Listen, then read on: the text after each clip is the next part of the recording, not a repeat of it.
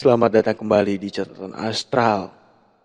Kali ini kami kembali membawakan cerita horor tentang seorang konten kreator TikTok yang sering membuat konten-konten seram yang pada akhirnya menerima sebuah teror dari makhluk tak kasat mata yang hampir membuat dirinya kehilangan nyawa. Seperti apa kisahnya? Mari kita dengarkan. Banyak kejadian di sekitar kita. Di antara kita, banyak yang melihat mereka. Walau sepintas, itu terlihat jelas.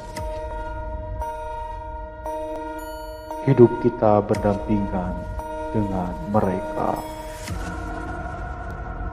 Hanya alam yang membedakannya. Selalu ada peristiwa, maka akan aku kisahkan semuanya.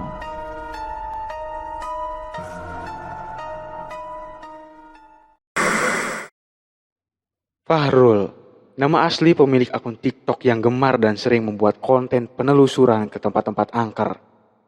Tentu, nama Fahrul tidak ia gunakan di kontennya dan membuat nama baru sebagai nama panggungnya. Ia sering sekali melakukan penelusuran itu seorang diri dengan menayangkan secara langsung kepada pengikutnya di sosial media, termasuk TikTok. Dia sudah memiliki puluhan ribu pengikut di sana. Setelah beberapa lama, ia menekuni dunia itu. Kontennya sangat menarik banyak orang yang menonton. Tak jarang, videonya juga sering booming berkat keberaniannya melakukan penelusuran ke tempat-tempat horor dan angker itu. Dan banyak kejadian janggal dan beberapa penampakan tak wajar yang berhasil ia rekam. Hari-hari berlalu, pengikut di akunnya itu terus bertambah dan bertambah karena kontennya yang sangat menarik. Akibatnya, banyak sekali permintaan dan tantangan yang datang pada dirinya.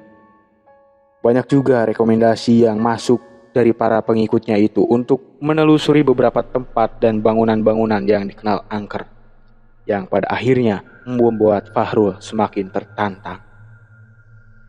Satu persatu tempat-tempat angker yang ia tahu Fahrul datangi.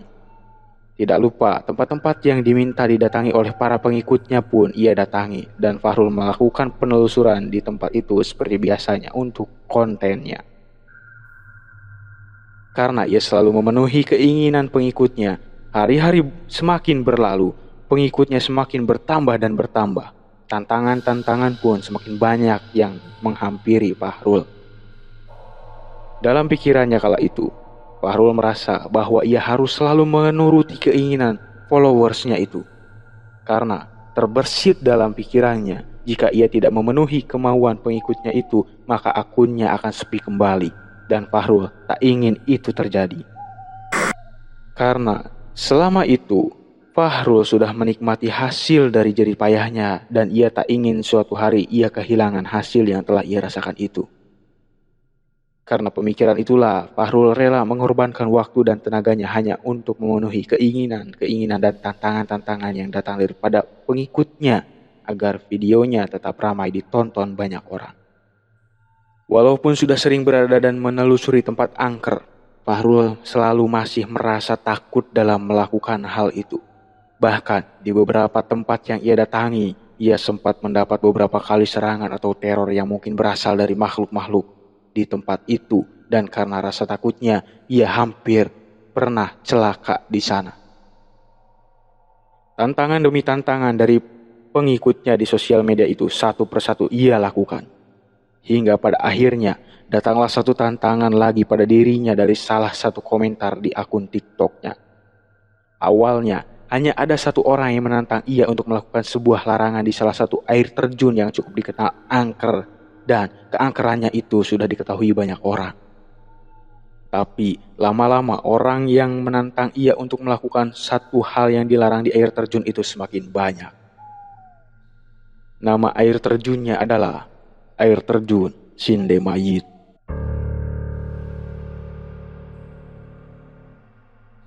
Fahrul sebelumnya belum pernah mendengar nama dari air terjun itu.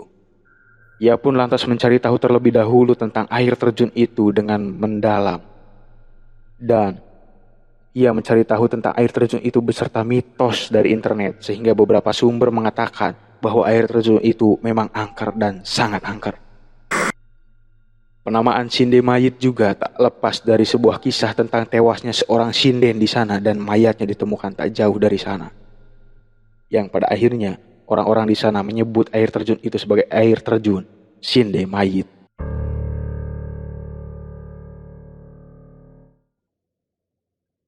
Kisahnya pada zaman dahulu ada seorang sinden yang sakit hati namun tidak diketahui penyebab sinden itu sakit hati dan akhirnya melakukan bunuh diri di sana.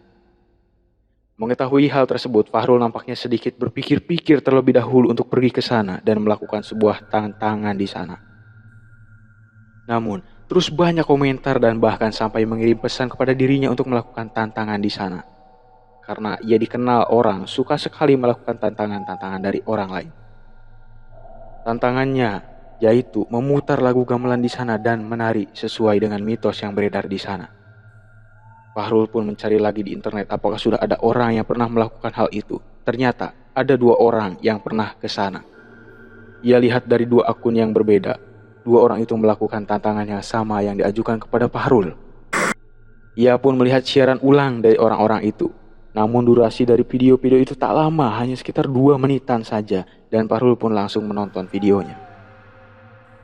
Dalam video itu, Fahrul melihat seorang laki-laki menyimpan HP-nya dari kejauhan untuk menyiarkan langsung saat laki-laki itu menari-nari di atas sebuah batu yang cukup besar di bawah air terjun itu langsung.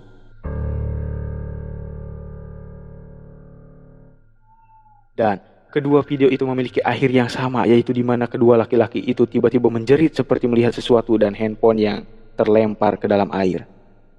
Melihat kejadian yang sama di akhir video membuat Fahrul penasaran, tapi ia juga cukup takut untuk pergi ke sana.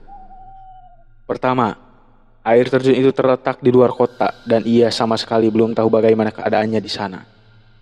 Hari-hari berikutnya Fahrul terus membuat alasan agar penontonnya lupa untuk menantang ia ke sana. Tapi siapa sangka para penontonnya terus mengingatkan dan terus mengingatkan agar Fahrul pergi ke air terjun itu. Penonton videonya hari demi hari semakin menurun dan banyak yang berkomentar penurunan penonton itu dikarenakan Fahrul yang tak kunjung memenuhi tantangan itu. Pada akhirnya, dengan rasa takut dan cemas dan hati yang bimbang, Fahrul pun mulai merencanakan perjalanannya untuk pergi ke air terjun Sinden Mayit itu. Tiba di pertengahan bulan September, karena desakan dan ketakutan akan kehilangan para pengikutnya, Fahrul pun berangkat ke sebuah pelosok desa yang sunyi di mana air terjun itu berada, ditemani Anu, seorang temannya yang kebetulan memiliki waktu kosong waktu itu. Mereka pergi ke air terjun keramat itu hanya demi sebuah konten. Tibalah mereka di desa di mana air terjun Sinden Mayit itu berada. Dia mulai mencari di mana letak air terjun itu. Mereka mulai bertanya pada setiap warga di sana. Setelah informasi dirasa cukup, ia mulai berjalan mencari air terjun itu sesuai dengan arahan warga. Ternyata, air terjun itu cukup jauh dari desa. Mereka harus berjalan kaki kurang lebih 2 jam dari desa dan hanya ada 1 jalan yang hanya bisa dilewati dengan berjalan kaki. Kanan dan kiri jalan itu hanyalah pohon-pohon dan rerumputan dan ilalang. Setelah beberapa lama mereka berjalan, suara deburan air mulai terdengar. Fahrul dan Anu pun sudah mulai senang karena akhirnya air terjun itu sudah tidak jauh lagi. Hingga akhirnya semburan percikan air mulai mereka rasakan dari balik pepohonan di depan. Dan pada akhirnya mereka tiba di air terjun itu sekitar pukul 5 sore. Sesampainya di sana, mereka pun langsung membasuh muka dan sedikit bermain air di tepian untuk menghilangkan rasa lelah. Tak disangka, seorang pria tua dengan cangkul di pundaknya sambil membawa seikat kayu bakar mengejutkan mereka. "Hei kalian!" ucap pria itu. Fahrul dan Anu pun terkejut dan langsung menatap pria tua itu yang berdiri agak jauh dari mereka di samping pohon yang terhalang ilalang. "Sedang apa kalian?" lanjut pria itu sambil menghampiri Fahrul dan Anu. Fahrul dan Anu pun berdiri dan langsung menghampiri pria itu dan pria itu bertanya lagi. Sedang apa kalian di sini? Sudah sore, ayo ikut pulang. Mendengar ucapan pria tua itu yang sedikit menyentak, Fahrul dan Anu pun langsung menurut saja karena takut. Mereka pun akhirnya ikut dengan pria itu berjalan menuju desa. Di tengah perjalanan mereka berbincang. Diketahui pria itu bernama Pak Samru. Pak Samru juga bercerita bahwa dirinya mengajak Fahrul dan Anu pulang karena khawatir kejadian-kejadian di tempat itu terulang kembali. Karena ulah orang asing yang sembrono datang ke air terjun itu dan melakukan hal-hal yang tidak boleh dilakukan di air terjun itu. Pak Samru juga bercerita tentang 2 orang laki-laki yang sengaja datang ke sana dan melakukan hal bodoh. Di mana ia datang ke sana dan melakukan tarian yang diiringi musik gamelan di malam hari yang akhirnya berujung tragis.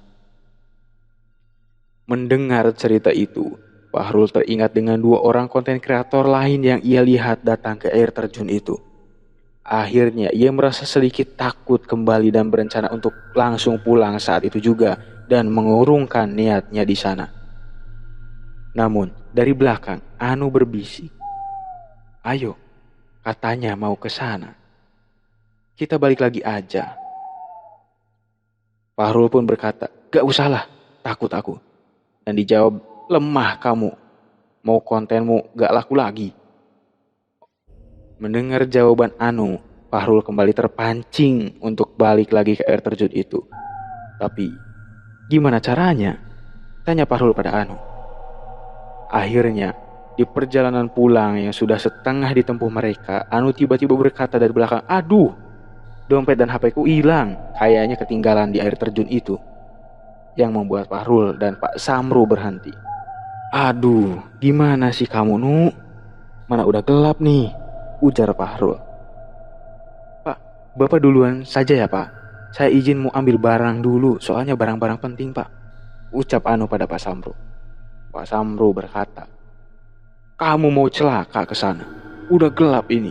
Sudah, biar nanti besok aja carinya." Anu hanya menjawab kalau ia akan kembali ke air terjun itu untuk mengambil barangnya yang tertinggal. Dan beralasan juga bahwa ia akan pulang malam itu juga dan tak punya waktu untuk menunggu besok. Akhirnya Pak Samru berkata pada mereka, "Terserah, tapi jangan menyesal kalian." Akhirnya Pak Samru berjalan meninggalkan Anu dan Fahrul. Anu dan Fahrul pun berjalan kembali menuju air terjun itu. "Kamu ngapain sih? Pakai ninggalin barang segala?" tanya Fahrul dengan menggerutu. Anu langsung melihat ke belakang dan memastikan Pak Samru sudah tak terlihat. Katanya mau ke sana lagi. Tadi itu cuma alasan biar kita bisa ke air terjun itu lagi. "Nih, dompet sama HP ku kan masih ada," ucap Anu sambil menunjukkan HP dan dompetnya yang masih ada. "Wah, keren. Tapi kenapa gak bilang gara-gara si tua itu kita hampir gagal bikin konten di sana," ucap Fahrul. Setelah berjalan agak lama, mereka tiba kembali di air terjun itu di saat suasana sudah gelap. Hanya lampu senter yang dibawa mereka yang membuat sedikit terang suasana di sana. Saat di sana, ternyata waktu sudah menunjukkan pukul 9 malam. Karena di perjalanan kembali mereka berhenti untuk beristirahat cukup lama di tengah perjalanan. Di sana, mereka mengawasi dan mengamati suasana sekitar mereka terlebih dahulu. Dan tidak menemukan hal aneh. Hanya suara air yang membuat suasana di sana sedikit ramai. Fahrul memulai mempersiapkan alat-alat untuk menyiarkan langsung tantangan dari para penontonnya itu, dibantu Anu. Setelah semua siap, mereka pun bersiap mengambil video yang akan disiarkan langsung di akun TikToknya Fahrul di sana. Fahrul dan Anu terlebih dahulu mencari lagi mitos-mitos dan pantangan yang akan dilanggar mereka di tempat itu dari internet. Dan pantangannya yaitu dilarang menabuh atau memutar suara gamelan sambil menari. Seperti apa yang dituliskan para penonton Fahrul yang menantangnya. Setelah itu, mereka mulai menyiarkan video langsung dari sana. Awalnya, seperti biasa, Fahrul menyapa para penontonnya dan memberitahu bahwa ia sudah berada di air terjun Cindemayit dan akan melakukan tantangan yang ada di sana sesuai dengan permintaan para penontonnya.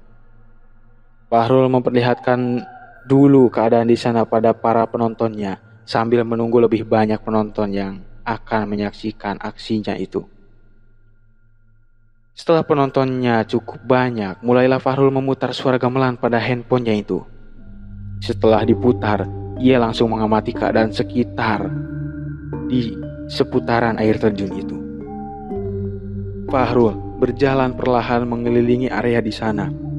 Dan tiba-tiba ia dikejutkan oleh Anu yang berteriak tiba-tiba karena terkejut mendengar sepintas suara perempuan bernyanyi. Seperti sinden, tepat dari arah curugan air mancur itu. Suasana mulai mencekam di sana. Fahrul pun langsung menyorot ke arah suara itu berasal. Namun setelah beberapa lama mereka fokus mencari suara seorang sinden itu, mereka tak kunjung menemukan suara ataupun wujud ataupun lainnya di sana selain mereka berdua. Akhirnya, Fahrul akan melakukan tantangan kedua, yaitu menari diiringi suara gamelan di atas batu yang cukup besar yang berada tepat di depan curugan air terjun itu. Fahrul mulai turun ke air untuk menuju batu itu. Saat turun, ia merasakan dinginnya air di sana yang langsung membuat badannya menggigil. Setelah berjalan beberapa langkah di dalam air, akhirnya ia tiba di batu itu. Saat ia hendak naik ke batu itu, tiba-tiba ia merasa ada yang menarik kakinya dengan kencang dan membuat ia berteriak karena kaget. Anu hanya berdiri di tepian sambil merekam aksi temannya itu. Saat Fahrul berteriak karena kaget, Anu hanya berkata, "Hati-hati," tanpa mengetahui apa yang baru saja Fahrul rasakan. Hingga akhirnya Fahrul pun bisa menaiki batu itu. Saat sudah di atas seperti itu, dia sangat berhati-hati karena batu itu sangatlah licin dan bisa saja membuatnya tergelincir kapanpun. Setelah di atas batu itu, ia pun berteriak kepada Anu yang sedang memegang HP Fahrul yang menyiarkan langsung aksinya itu. Fahrul meminta agar suara musik gamelan itu lebih dikeraskan lagi. Dan langsung dituruti oleh Anu. Akhirnya, suara musik gamelan yang diputar di sana pun menggelegar. Dan Fahrul mulai menari untuk menantang mitos dan pantangan di sana. Ia pun mulai menari-nari. Setelah beberapa saat, ia mulai merasakan pusing dan penglihatannya tiba-tiba kabur. Pikirannya pun mendadak kacau dan mulutnya mulai meracau menyanyi tembang-tembang yang tidak ia ketahui. Tiba-tiba, ia bernyanyi seperti seorang sinden. Saat itu, Fahrul mendengar ada seorang wanita yang bernyanyi dari belakangnya. Dan setelah beberapa saat, pandangannya langsung hitam dan ia masih merasakan tubuhnya menari tanpa henti dan terus bernyanyi. Hingga perlahan demi perlahan, ia mulai tak sadarkan diri. Anu terus merekam aksi Fahrul tanpa tahu apa yang sedang terjadi. Hingga akhirnya, ia melihat Fahrul jatuh tercebur ke dalam air dan langsung membuatnya panik. Ia melihat Fahrul mengambang dan tiba-tiba melihat tubuh Fahrul tenggelam seperti ditarik dengan kencang ke dalam air. Baru setelah itu ia langsung turun ke air dan hendak menolong Fahrul. Saat ia sampai di mana tadi Fahrul tercebur, ia tak melihat keberadaan Fahrul di sana. Ia terus mencari-cari tubuh Fahrul dan tak kunjung menemukannya. Handphone yang ia pegang pun langsung ia lemparkan entah kemana. Ia sangat panik karena sudah lewat dari 5 menit ia belum menemukan Fahrul dan takut sesuatu yang lebih serius terjadi. Anu terus memanggil-manggil Fahrul dan tiba-tiba ia melihat cahaya-cahaya obor berjalan menuju ke arahnya dari balik pepohonan. Tentu ia tambah takut saat itu. Dan saat obor-obor itu semakin dekat, barulah ia bisa melihat bahwa obor-obor itu dibawa oleh beberapa warga. Dari kejauhan, seorang laki-laki berteriak dan membentaknya karena berada di sana. Ia tentu sangat takut dengan hal itu. Hingga setelah orang-orang itu benar-benar dekat, ia bisa melihat salah satu warga itu adalah Pak Samru dengan wajah marah dan langsung memarahinya. Anu langsung meminta tolong karena Fahrul tenggelam dan tidak bisa ia temukan. Di sana, para warga semakin kesal karena mereka sudah tahu bahwa Anu dan Fahrul pasti sudah melanggar aturan di sana dengan sengaja. Karena itu, bukanlah kejadian pertama kalinya di sana. Hingga pada akhirnya dengan nada yang terus membentak-bentak, Pak Samru meminta agar Anu naik dari sana. Anu langsung saja menurut, dan Pak Samru pun mulai memadamkan obornya. Pak Samru nampaknya mengetuk-ngetuk ranting ke dalam air, dan tak lama kemudian terdengar suara Fahrul menyanyi lagu-lagu yang terdengar menyeramkan dari atas air terjun itu. Saat Anu melihat, ternyata benar, itu Fahrul. Fahrul terlihat menari-nari dari atas air terjun itu. Yang terlihat jika satu kali lagi Fahrul melangkah, sudah bisa dipastikan tubuhnya akan jatuh. Fahrul nampaknya tak sadarkan diri dengan tubuh yang terus menari dengan gemulai.